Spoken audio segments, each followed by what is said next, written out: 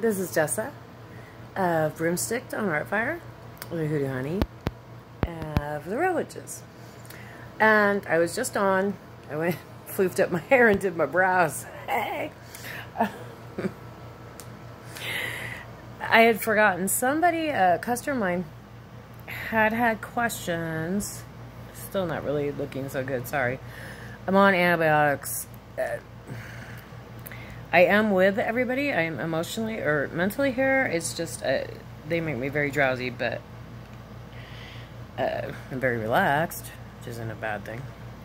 You know, trying to, well, it's charged. We don't need it plugged in. Okay, I'm going to try to read off one phone and answer on the other. And I have some spell work going. There's a storm coming in. I just talked about that. Excuse my hair. Fussing with my hair. I just did a video on that. But, let's see if I can find. And this is going to be straight off the top of my head because I didn't even read through all these questions. I probably should have first. It'd probably be more professional, but it's me. When have I ever been professional? I'm a witch. I am what I am. Let's see. I could have at least... There we go. Alright, these were asked by a customer of mine I had recently. She was kind of a newbie to everything, so let's look at her questions. I did the facts, answers, and questions to my own spell work, the main video.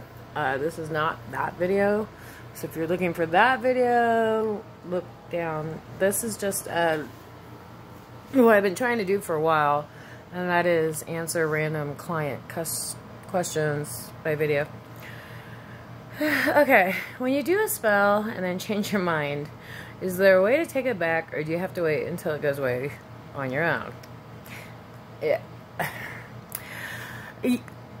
Yes and no. There is a spell to cut and clear a spell you previously did away. Yeah.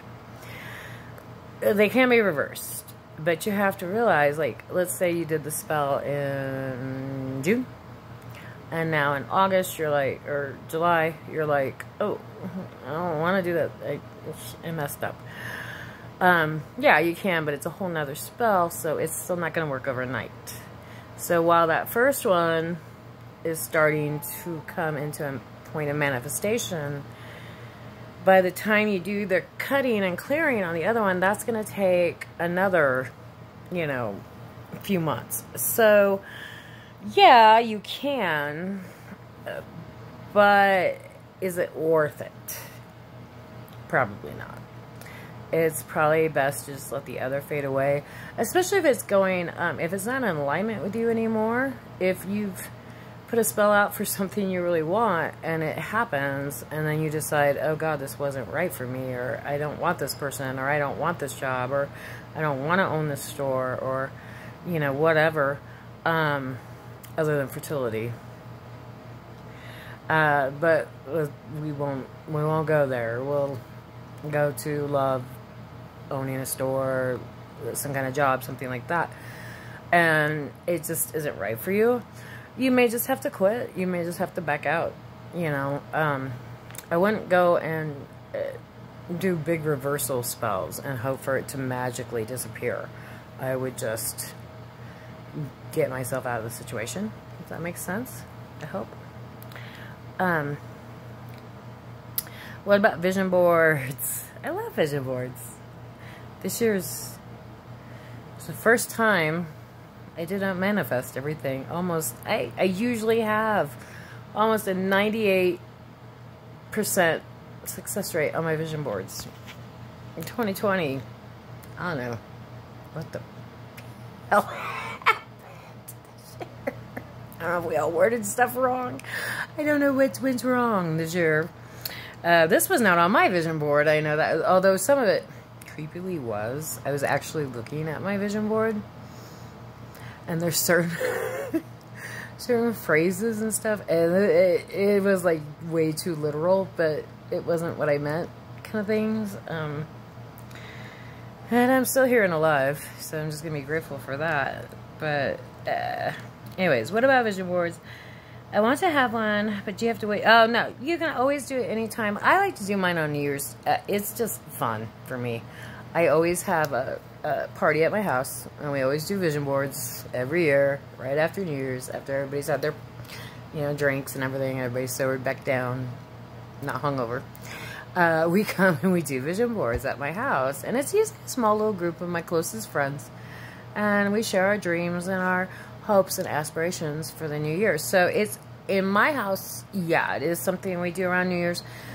Do you have to wait till the new year? No. In fact, I would just go for it now. It can't get much worse, so add to it. You might as well.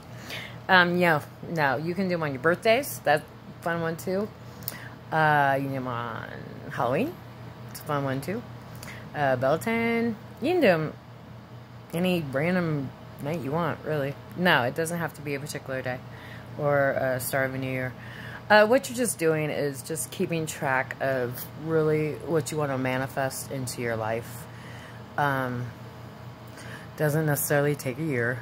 I know I did a video on one of my vision boards, and I was saying the things I had kind of written in the last few months hadn't really had time to manifest, because I did that. I had started one on New Year's, but as we got closer to almost the next New Year's, I had written in a couple things during that fall that just I don't feel really had time to manifest. You gotta give it time. But, you know, so you want to give your vision board, you know, 6 months to a year to manifest. But when you actually start it, just start it. Just do it. Just the process of doing it is very healing and very good for you. So, yeah, just do it. Doesn't matter what time of year. Whoops. Shit. Hang on, my phone shut off. I know, my hair's crazy. Sorry. I tried to floof it. I think it looked better unfloofed, but whatever. Let's see. Do I have to do anything after, like read things I added every day or anything like that? No. In fact, for me, I do better. I usually hang mine in the bathroom for some reason. I think with the idea that I'm going to look at it from the toilet, but I don't. And I actually took mine down because I thought I was moving. So it's not even up right now. It's folded up in my closet.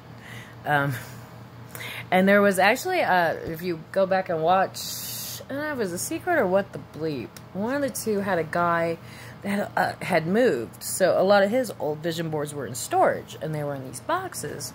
And he opens up one, and he had actually moved into the house that was on, like, vision board he did, like, years ago. So, no, you don't have to look at them every day. Some people do to keep themselves inspired. But I'm more of a go ahead, do it. I'll leave it up somewhere. Usually this year was a little bit different because, like I said, I thought I was moving, so I did pack mine away. I might drag it out and throw it back up on the wall, though, just so it's up. But I don't think it matters, to be honest. If you want it right in front of your face to keep you motivated every day, if that works for you, experiment with that.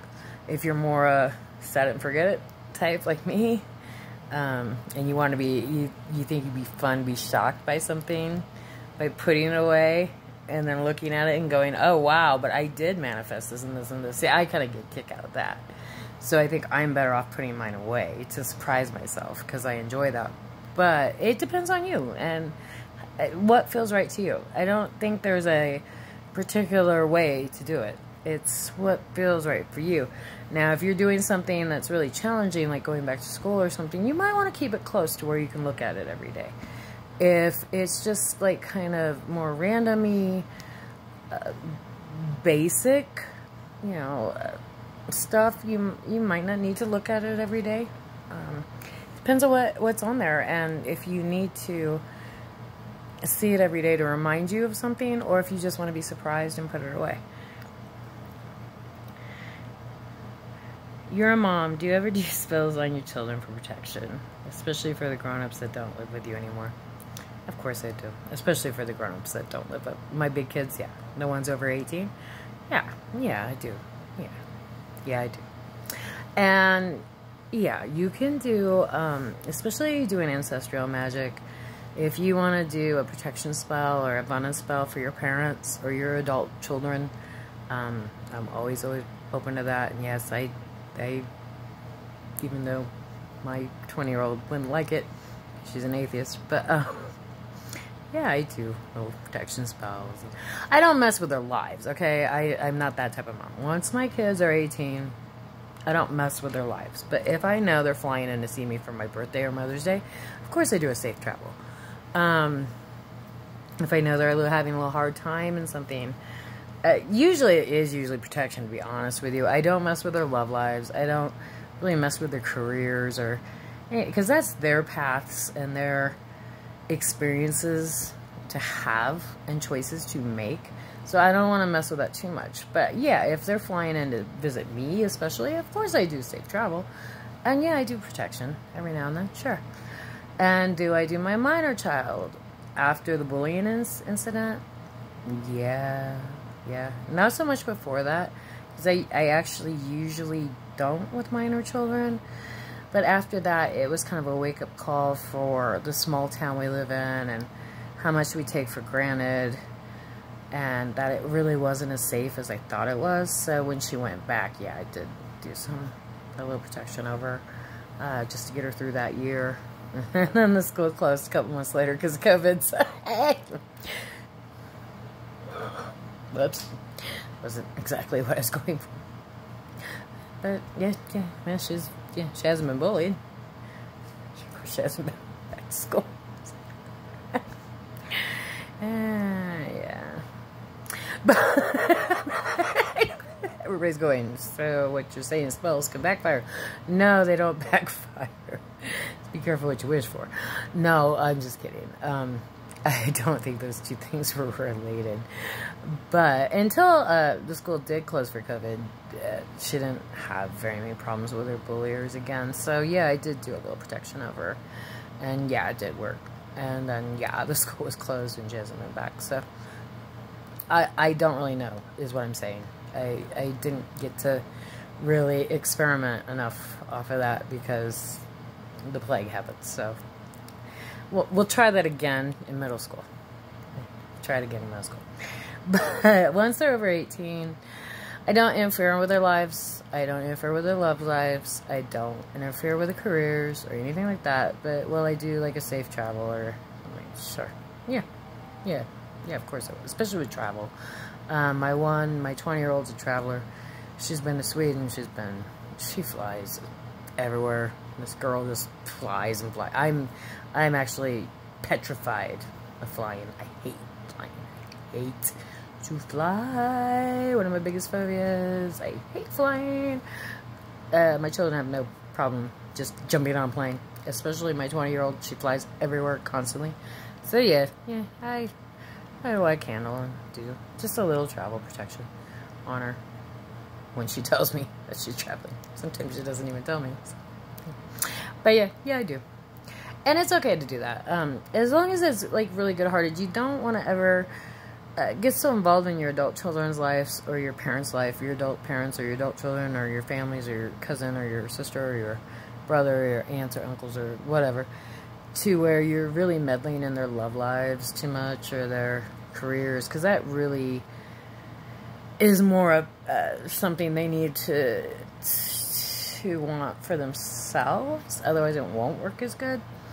But a protection, Mother's Day, if anybody would ever like to do abundance or money spells or luck spells for me for Mother's Day, I would love it. I would be so grateful.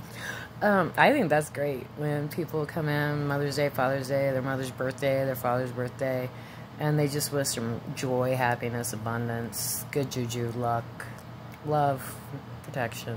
Not romantic love, but just good vibes. Good vibes of some sort. I think that's beautiful. And I love it when kids do it for their adult parents. I think it's the sweetest thing ever. Every time somebody asks me to do a spell for their parents, especially if they've gotten older, and it's just, happy, luck, abundance, joy, peace, harmony, things like that. It fills my heart. It fills my heart. I love it when people do that for their parents. So please, yes, do that. do that. And if a parent does it for an adult child, that's beautiful too. It really is. And no, you don't have to tell them. I don't tell it to my kids, but I do. Safe travel on them, because they wouldn't be able. Well, my son would be fine with it, but my 20-year-old daughter, she probably want to cut me, but but I do it anyways, because I'm mom and I can. But hopefully she doesn't ever watch this. But yeah, so I hope that answered your questions. If you have any more, shoot them my way, and I'll do some more videos. But those were the ones I had to do, and it really just overfloofed my hair. So I'm going to go back to watch them. I think the storm is passing it. I don't think the storm is going to hit. So I'm just going to go ahead and probably start spell work here soon anyways, because I don't know, it looked like it was coming straight off the mountain, and now it's kind of, I don't know what the hell it's doing out there. But anyways, I'm just going to go ahead and start spell work pretty soon here, because I am on those antibiotics, and I do want to go to bed kind of early. So I'm going to go ahead and get it over with and enjoy my evening doing it. I don't mean get over with like it's a bad thing. I mean, just go ahead, do your spell work so I don't fall asleep with my face in a candle, and then go on to sleep.